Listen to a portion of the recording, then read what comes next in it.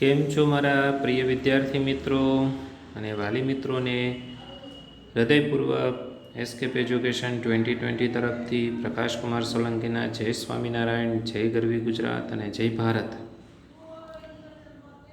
ધોરણ 9ના વિષય વિજ્ઞાનના ચેપ્ટર 4ના વિડીયો નંબર 5માં આપણે આજે નવી બાબતો વિશે સમજૂતી લઈશું. મિત્રો, તમે જો મારી ચેનલ ઉપર નવા હો તો તમે ચેનલને સબસ્ક્રાઈબ કરી બાજુમાં રહેલા બેલ આઇકોનને દબાવી દેશો, જેથી કરીને નવા વિડીયોની તમને નોટિફિકેશન મળતી રહેશે. બરાબર છે?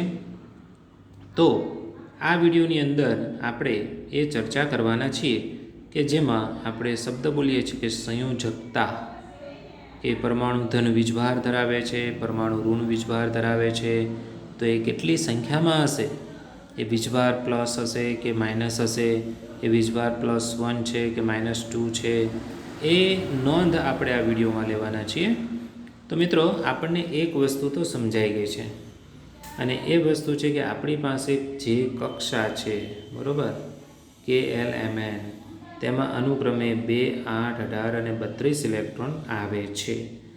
પરંતુ જો પરમાણુની સૌથી બહારની કક્ષામાં ઇલેક્ટ્રોનની સંખ્યા જે હોય ને, એ જે સંયોજકતા ઇલેક્ટ્રોન કહેવાય. બરી અને બોરના જે રજૂઆત થયેલા નમૂના છે, એ નમૂનામાં આપણે એવું શીખ્યા કે બાહ્યતમ કક્ષામાં વધુમાં વધુ 8 જ ઇલેક્ટ્રોન હોવા જોઈએ, એનાથી વધારે નહીં અને ઓછા પણ નહીં. જો 8 હોય તો જ એ સંપૂર્ણપણે ભરાયેલી કહેવાય, અને તો જ એ રાસાયણિક દ્રષ્ટિએ શું દર્શાવે છે? સ્થિરતા દર્શાવે છે. પણ જો ઓછી હોય કે વધારે હોય તો એ રાસાયણિક દ્રષ્ટિએ સક્રિય છે, કારણ કે વધારે હશે 8 કરતાં તો ઇલેક્ટ્રોન ગુમાવશે, અને 8 કરતાં ઓછી હશે તો ઇલેક્ટ્રોન મેળવવાનો પ્રયત્ન કરશે. પણ જો ક્ષમતા એ ઇક્વલ હોય તો એ શૂન્ય રહેશે. બરાબર? તો એ શૂન્ય સંયોજકતા હોય તો એને નિષ્ક્રિય વાયુ અથવા ઉમદા વાયુ તત્વો પણ કહેવાય, જેમ કે હિલિયમથી લઈને રેડોન. બરાબર? હિલિયમ છે, નિયોન છે, આર્ગોન છે, રેડોન છે, ક્રિપ્ટોન છે, ઝેનોન છે. એ તમને ધોરણ 10માં ખ્યાલ આવશે. આખું આધુનિક આવર્ત કોષ્ટક છે, એમાં તમને ખ્યાલ આવશે. આ બધા તત્વો એકદમ છેલ્લી કોલમની અંદર, એકદમ છેલ્લા સમૂહમાં એને ગોઠવવામાં આવ્યા છે, કે જેમની પાસે કક્ષામાં 2 ઇલેક્ટ્રોન હોય અથવા 8 ઇલેક્ટ્રોન હોય, એટલે નિષ્ક્રિય છે, કારણ કે એની પાસે ઇલેક્ટ્રોન ગુમાવવા માટે કે મેળવવા માટે કોઈ જગ્યા જ નથી. ચાલો, એટલે એ પ્રયત્ન જ નહીં કરે. બરાબર? ઇલેક્ટ્રોન ગુમાવવા માટે કે ઇલેક્ટ્રોન મેળવવા માટે પ્રયત્ન કરશે નહીં, એટલે એને અષ્ટક રચના પણ કહેવાય.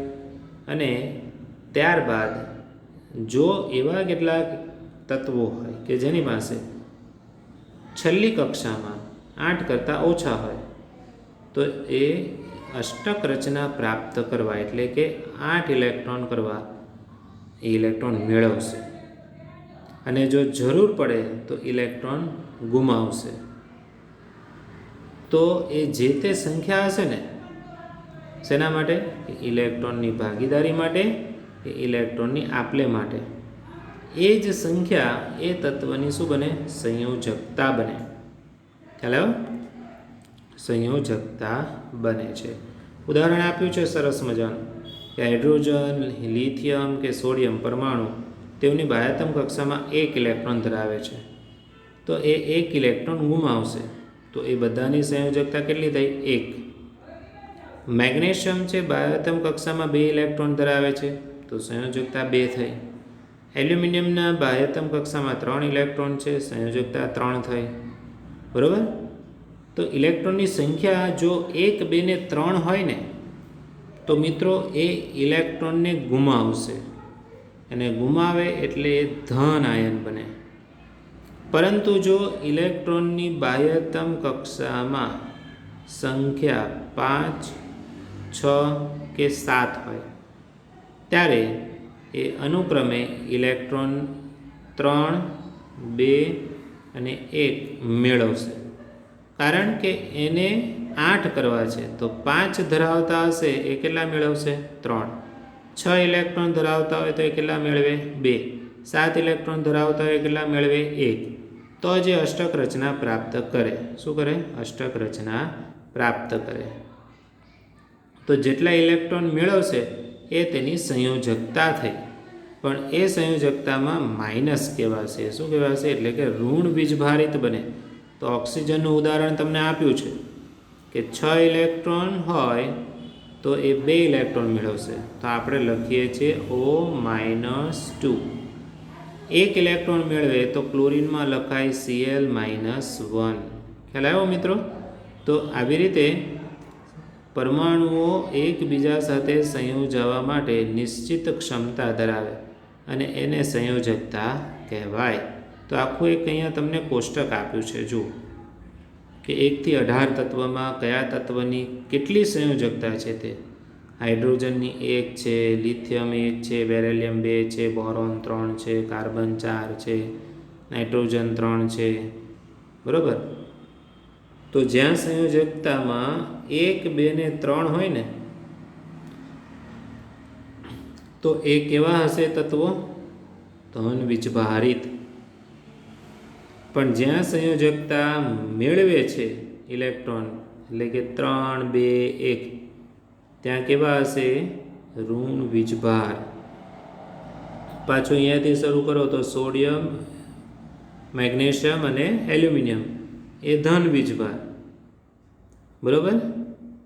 પછી ફોસ્ફરસ, સલ્ફર ને ક્લોરીન એ ઋણ વીજભાર બને. કેવા બને? ઋણ વીજભાર. તો આવી રીતે તત્વોની ઇલેક્ટ્રોન ગુમાવવાની અને મેળવવાની અહીંયા રજૂઆત આપી છે. એ ખૂબ જ સરસ રીતે સમજી શકાય એમ છે. તો મિત્રો, આ સવાલને તમે વ્યવસ્થિત સમજજો સંપૂર્ણ વિડીયોની અંદર. અને નવા સવાલમાં અહીંયા તમને એક ઉદાહરણ આપ્યું છે. 3 ઉદાહરણ છે જુદા જુદા. પહેલું ઉદાહરણ આપણને કહે છે કે મેગ્નેશિયમ, તો એની બાહ્ય કક્ષામાં 2 ઇલેક્ટ્રોન હોવાથી એની સંયોજકતા +2 બને. એટલે એને આમ લખાય Mg+2 લખાય. બરાબર? સલ્ફર પાસે છેલ્લે 6 ઇલેક્ટ્રોન છે, તો 8 માંથી 6 બાદ કરો તો 2, તો સલ્ફરને લખાય S-2. તમે સાદા સંયોજનના સૂત્રો મેળવવા માટે ખબર છે આયનની આ સંખ્યાના કોષ્ટકનો ઉપયોગ કરતા હતા. એ જ અહીંયા નિરૂપણ કર્યું છે. ક્લોરીન પાસે 7 ઇલેક્ટ્રોન છે, 8 માંથી 7 બાદ કરો એટલે 1, એટલે એને કહેવાય Cl-1. તો આવી રીતે એની સંયોજકતાની માહિતી આપણને પ્રાપ્ત થાય છે. બરાબર? હવે જોઈએ પરમાણ્વીય ક્રમાંક એટલે શું. ખૂબ જ નાનો એવો અને સરળ આ આપણને કોષ્ટક દ્વારા માહિતી આપતો સવાલ છે. 1 થી 20 તત્વો આપણને અહીંયા દર્શાવવામાં આવ્યા છે, એટલે તમે એમાં ખૂબ જ સરળતાથી ધ્યાન આપશો એવી આશા સાથે હવે આપણે શરૂઆત કરીએ કે પરમાણ્વીય ક્રમાંક એટલે શું. તો કે ભાઈ, પરમાણુના કેન્દ્રમાં પ્રોટોન છે એ આપણે શીખ્યા. અને પ્રોટોનની શોધ કોણે કરી હતી? ધન વીજભારિત કણ, અપરમાણ્વીય કણ. તો એ તો સર E. ગોલ્ડસ્ટીને કરી હતી. બરાબર? તો બસ એ જ પ્રોટોન જે છે ને, એ જ પ્રોટોન એ શું બનશે? તેના તેના પરમાણ્વીય ક્રમાંક બનશે.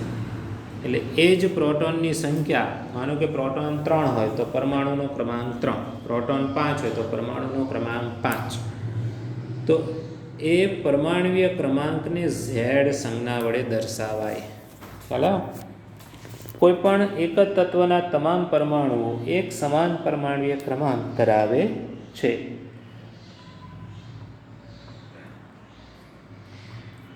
કહેવાનો અર્થ એવો છે કે તેમાં રહેલા પ્રોટોનની સંખ્યા ઉપર આધારિત રાખે છે તે.